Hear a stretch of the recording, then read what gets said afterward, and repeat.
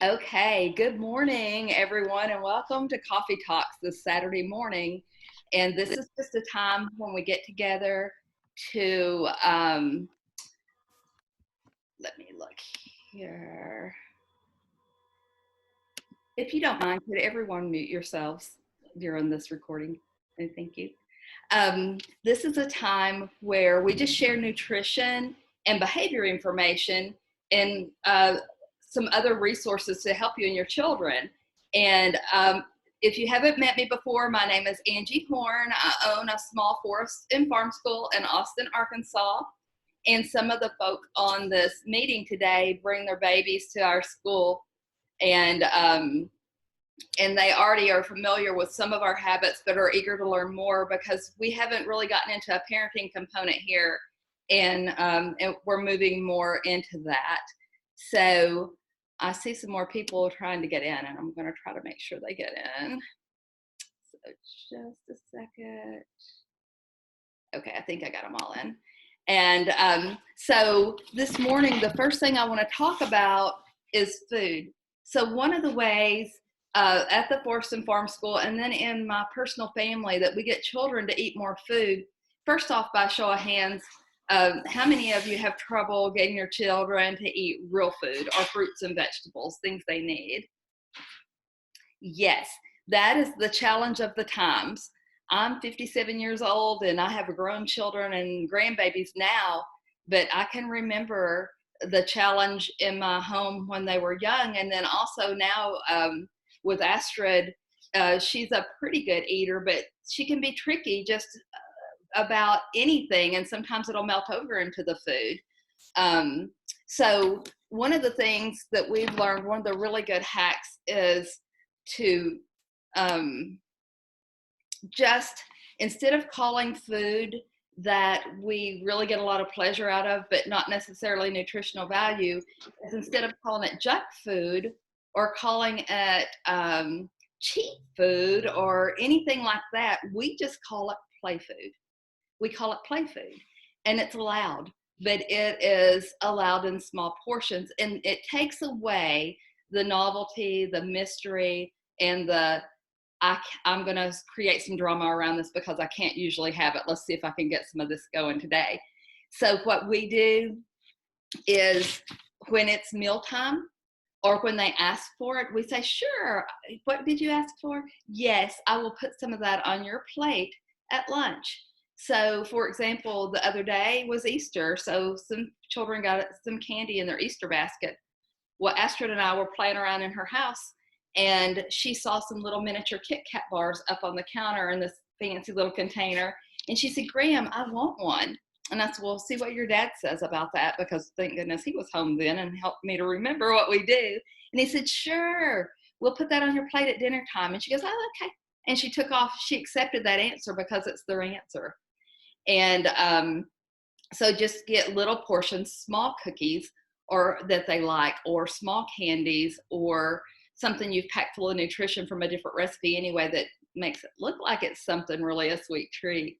Or if they're loving chips or pretzels or other carbohydrates that convert to sugar, then you can add that to their plate, and you don't care if they eat it first or last. It's going to the same spot, but you're just giving a tiny bit, taking away the drama and the mystery from that. So that has been a very helpful tip. The other thing is when you are giving snacks, instead of those being sugary treats when they just run through and want something, make sure you have some raspberries or strawberries or blueberries or some yogurt or some vegetables already chopped up that you know that they like, and some hummus or dip or something, so they can have those for snack time and they're not filling up between meals on things that you would rather they not have. And then if they say, oh, I wanted a cookie, I really want a cookie, you can say, oh, yeah, you can have one of those. Remind me to put that on your plate at lunch or at dinner time. So that really does work. Some of the foods that we want to fuel our bodies with are fruits and vegetables, some sources of protein, some grains. So make sure that we're offering a wide variety, a rainbow of colors for for that selection on your child's plate and that it looks appealing. Another thing that we do, especially at the school, we do it, but we do it in our family too, is say, take what you need.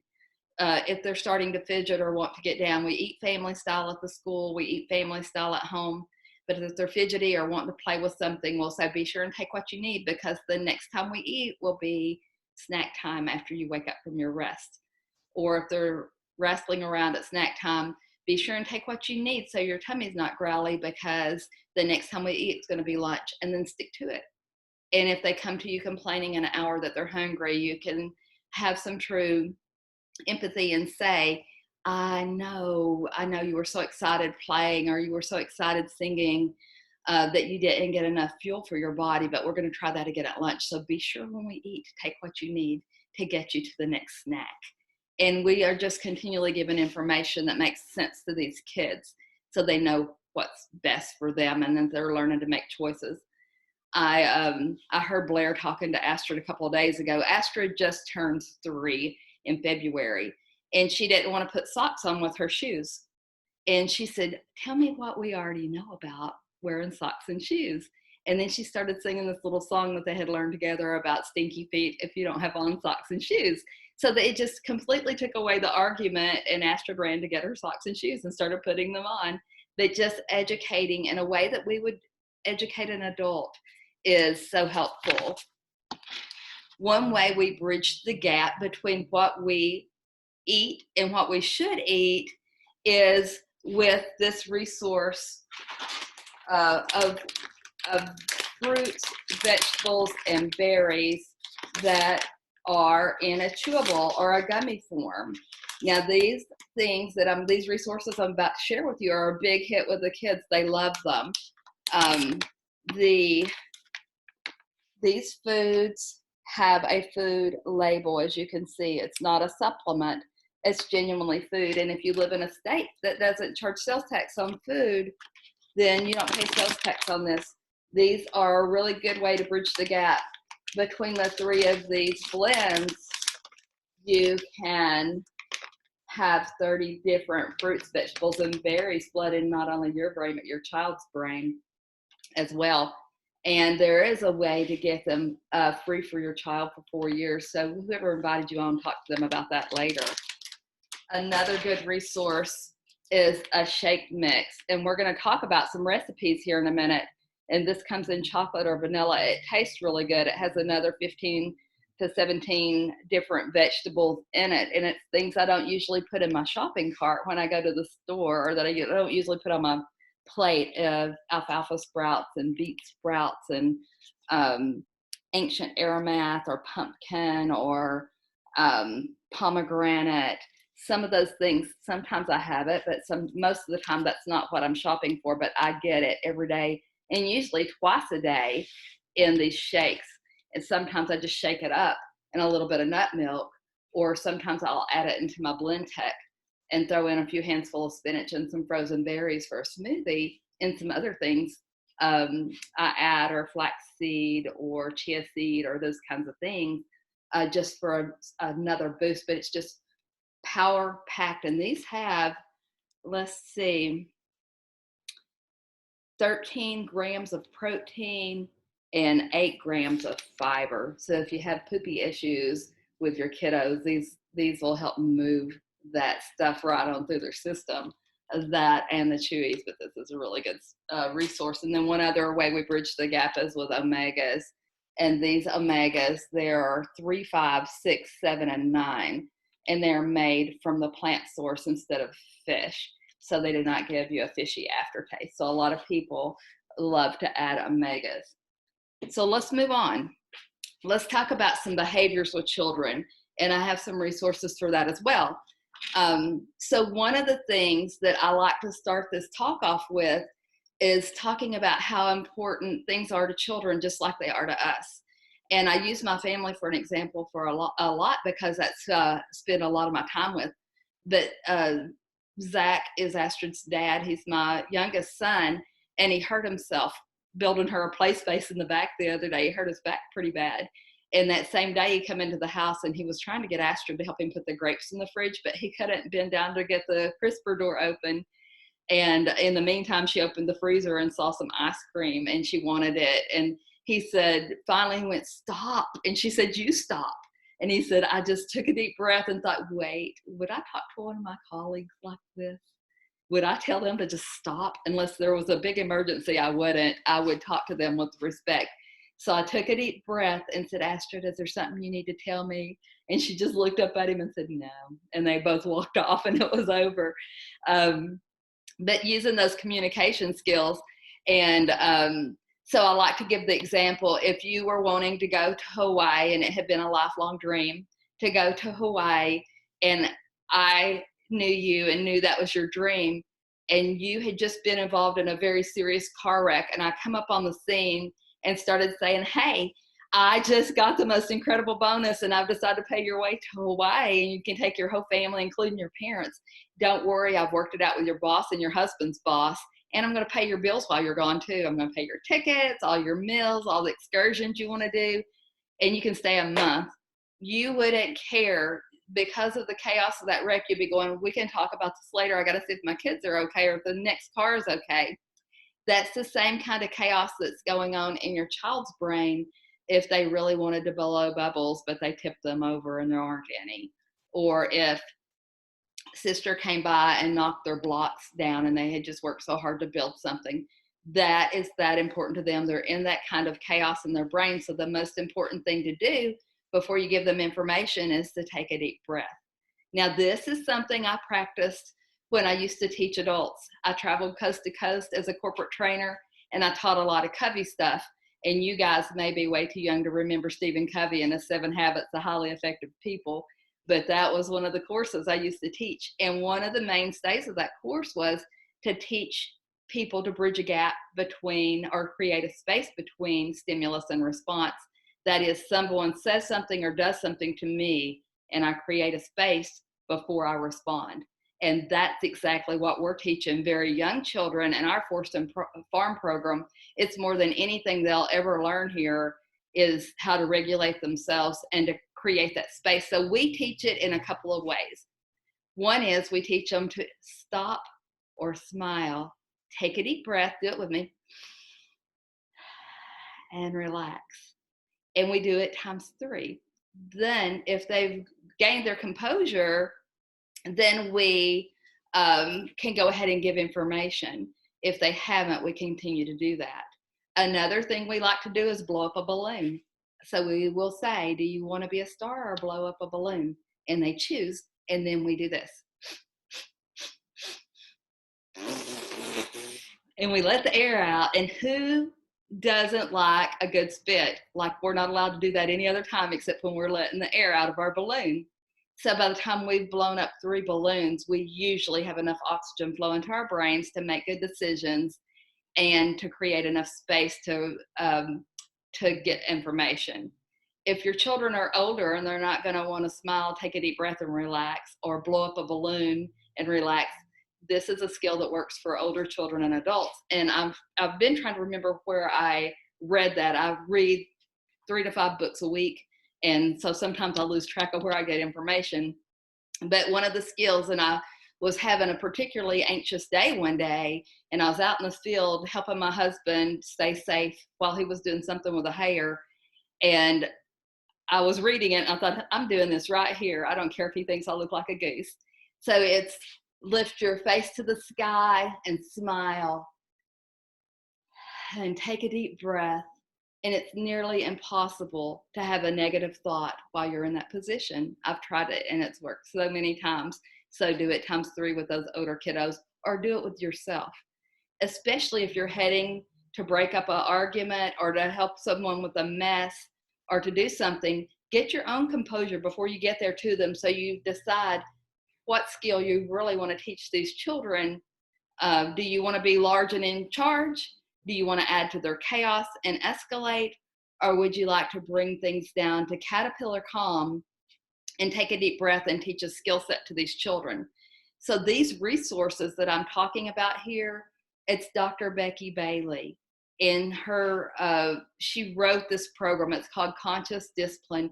It is we use a couple of different curriculums, but that's our main one in the school because we know that teaching children to regulate themselves is more important than ABCs or colors or shapes, because if they don't learn those by their senior year, the school system will probably send them back through to learn them.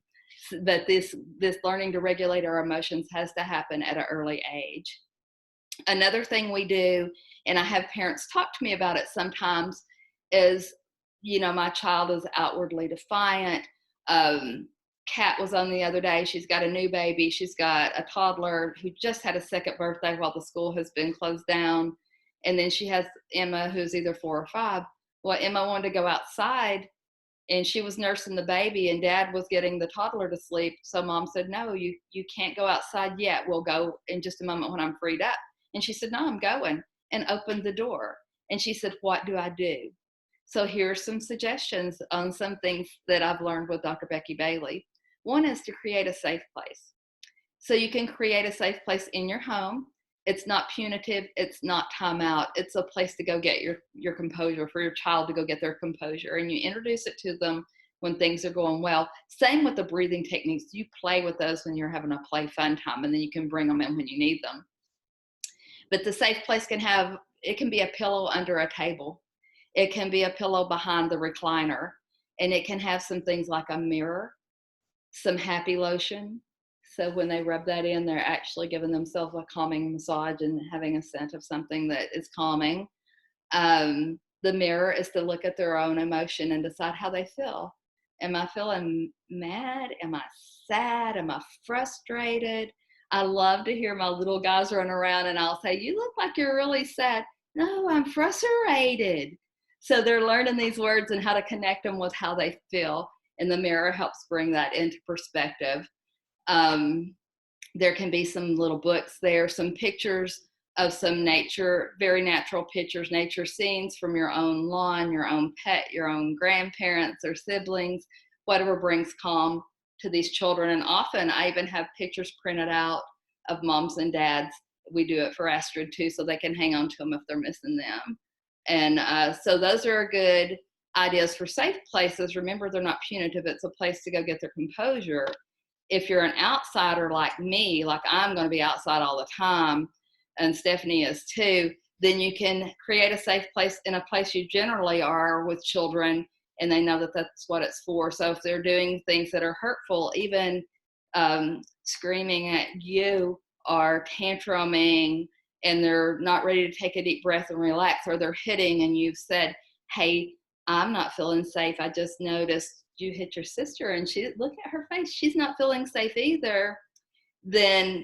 So I need you to take a deep breath, and let's think of things we can do that are helpful. If they continue the behavior, you can say, take your things and play over here where it's safe. You need to take a deep breath.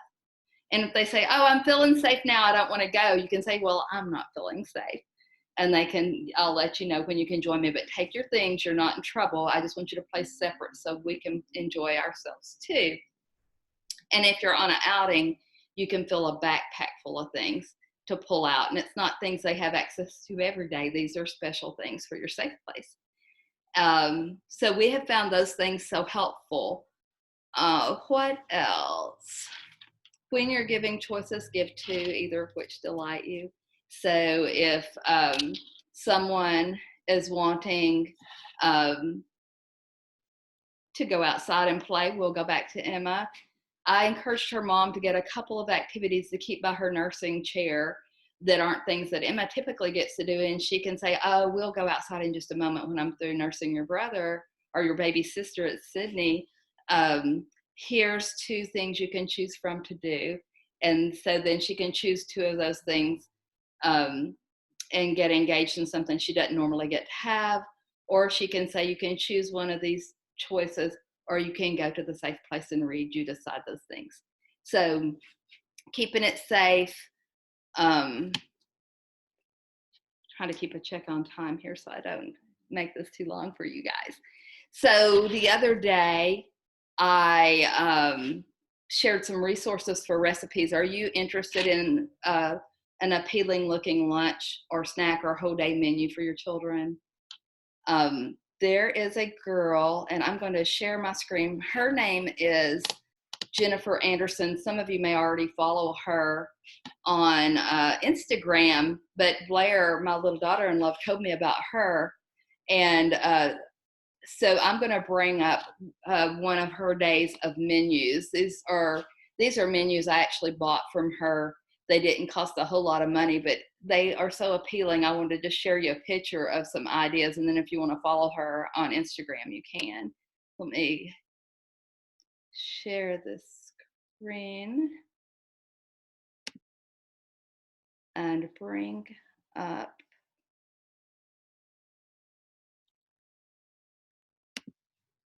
There it is. So this is what day 3 of her little menu looks like, and that is an appealing looking lunch for children. So the first is a green strawberry smoothie, and they've added ingredients into that smoothie, like a couple of cups of baby spinach, a ripe banana, some frozen blueberries and strawberries. They used full fat milk. I always substitute dairy products for non-dairy, so I use almond or cashew milk, and then it looks like she put in hemp hearts and some nut butter or seed butter. I always add a complete mix. It's a little over $2 a mix, and this is our staple breakfast around here is making a smoothie with one of these mixes, because again, I'm going to get 13 grams of protein, 17 different vegetables, and I'm going to get 8 grams of fiber. So I'm going to add it to that smoothie. And then I don't know if you've made smoothies and added spinach, but it's a huge pack of nutrients, and you can't taste the spinach in it. And then they've done some little waffles and berries, and those waffles, let me see if she put a recipe in here for that for the morning snack. She's saying it's just a freezer waffle here, so she uses gluten-free and dairy-free. And then a little lunch with some veggies and fruits and a tuna wrap. And then she's made some kind of nutritious cookie here and some vegetables and fruits. And I know I said earlier I would not put a sweet treat or make it a habit of going to a bag of cookies or chips to hand out snacks, but something nutritious you've made and blended up here with some or added to with some vegetables and fruits is good. And then a nice healthy dinner. So I've used resources from Dr. Becky Bailey in Conscious Discipline. I've used some Juice Plus resources, and I've used Jennifer Anderson, who I'm following on Instagram, for resources today with this little talk about behavior and nutrition with children. So I'm going to stop the recording.